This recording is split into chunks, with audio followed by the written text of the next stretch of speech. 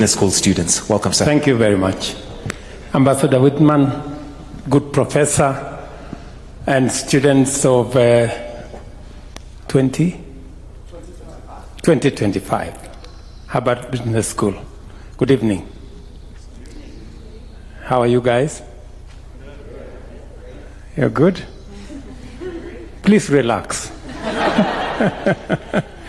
I can feel there is a lot of tension around. Please relax. This is going to be moments of sharing. I would want to ask you some questions, so you better be ready. First, let me welcome you to Kenya and join all the other people who you may have interacted in the course of your stay here in Kenya.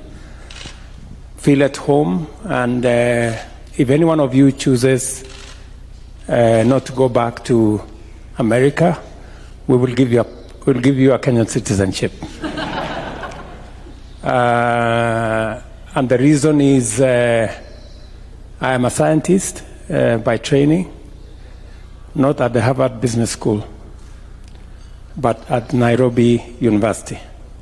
And I slightly feel intimidated by this Harvard story, because here in Kenya, the best university we have, and we normally bully others, is Nairobi University. So we normally tell the other people, you come from Kenyatta University and Moi University and all the other universities. But then there is the University of Nairobi. I don't know what to say to Harvard Business School. But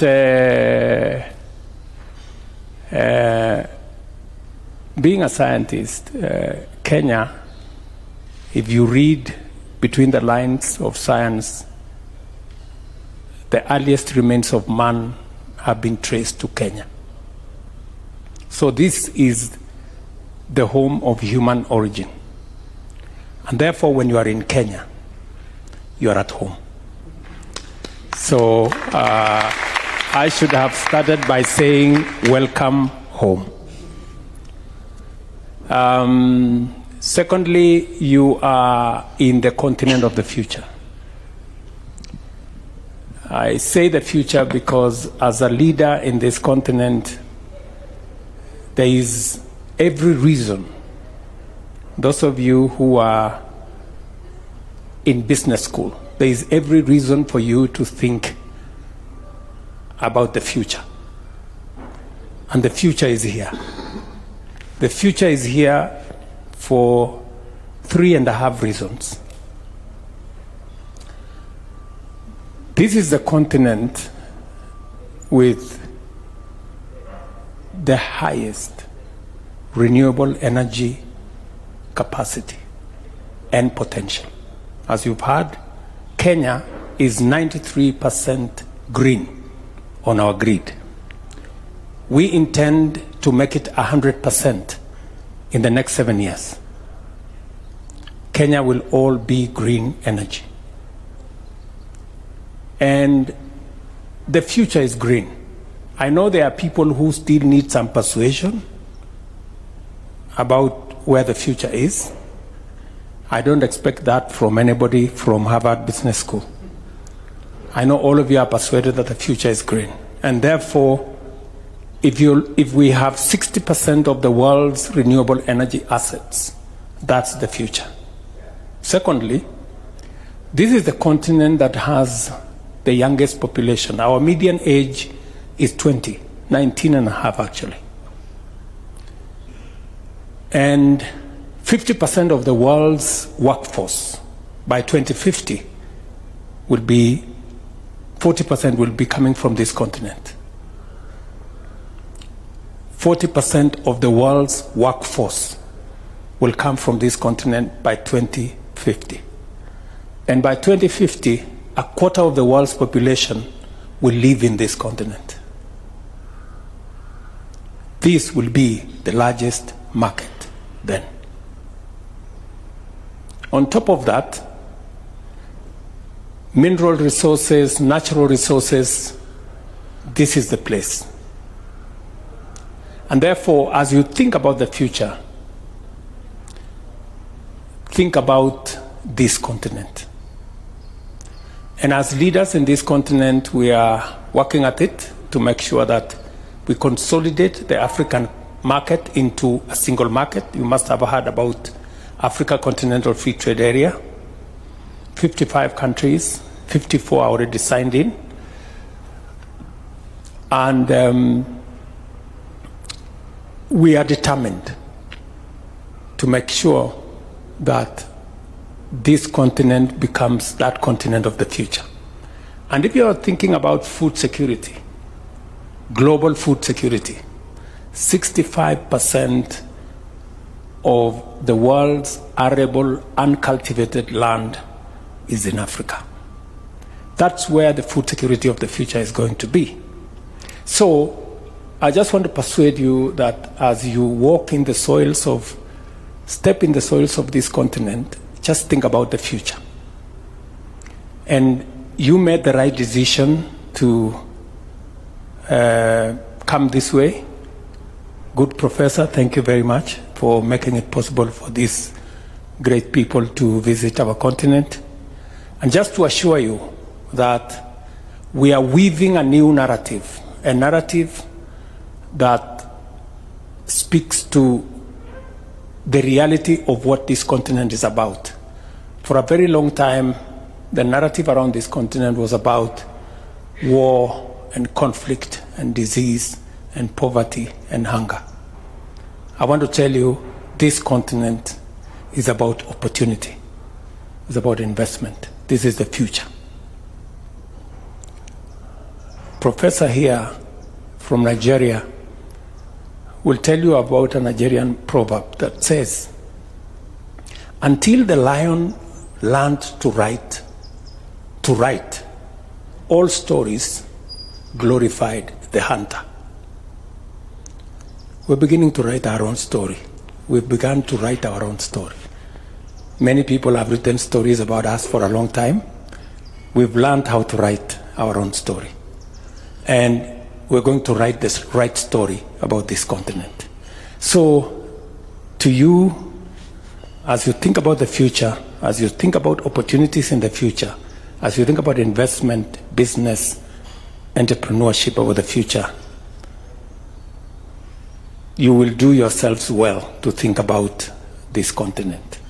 And we will be here to partner with you and to see how we can do this together.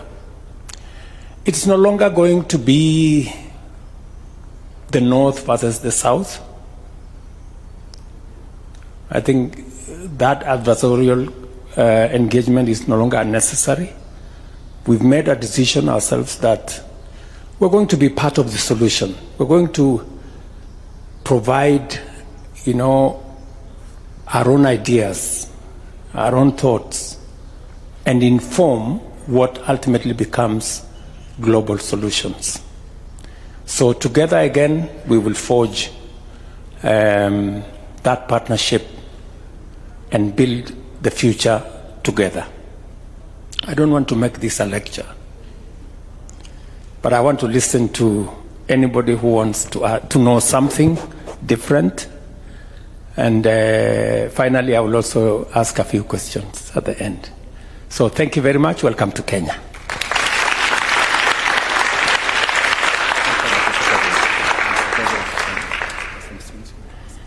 Please, by all means. Mohammed, Saudi Arabia. Thank you for welcoming us, Mr. President. I'm really interested in the energy space and the fact that there's a high percentage of clean energy in Kenya, and I'm curious to know what kind of role is the country taking in navigating between the energy transition towards the 100% and also the energy access to households and to the population. Thank you very much.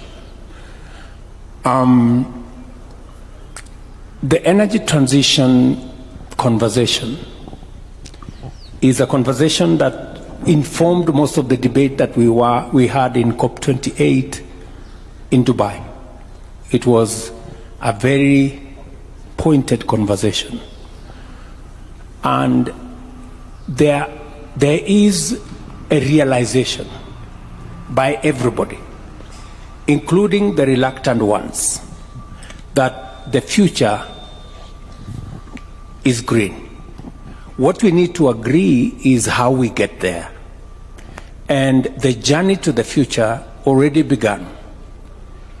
There are midway interventions, whether we talk about gas, is going to be a very big component of transition energy. The rest of us, like Kenya, are way ahead in the transition to green energy. We're already moving in that direction. And our push is that we already have huge potential of renewable energy. And sometimes the conversation is between the fossil fuel resources we have, like the one we have in Kenya, for example. We have oil in Kenya. And the decision that I have to make is, do I invest in fossil fuel or do I invest in green energy? And we have made a conscious decision that we're going to invest in renewable energy. And to speak directly to your point, we believe it is possible and progressively it is becoming viable to invest in renewable energy. The cost of solar panels is coming down exponentially. The whole investment around that space, though at the moment still looks high, but I believe that shortly it's going to be the cheapest energy source available. So our push is investment and technology to unlock the potential of renewable energy in our continent. It will not only give us renewable energy, it will supply energy to the 600 million Africans who do not have energy. It will also give us the opportunity for 900 million Africans who don't have clean cooking. And it will also assist other economies to decarbonize their growth.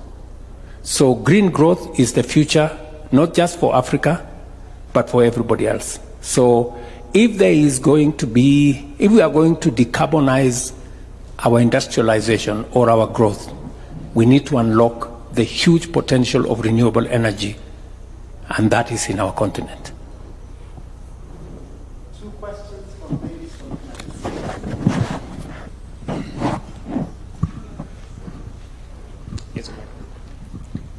Hi, thank you so much for having us. I am wondering what you believe is the number one most pressing challenge facing the country today, and how are you thinking about solutions to that problem? Climate change is the single biggest threat that faces Kenya today. We came out of a drought a year and a half ago, a devastating drought. We lost 2.5 million heads of livestock in Kenya. We lost 9.5 million livestock in the Horn of Africa in 4 countries. And then we came straight from a drought into floods. In the last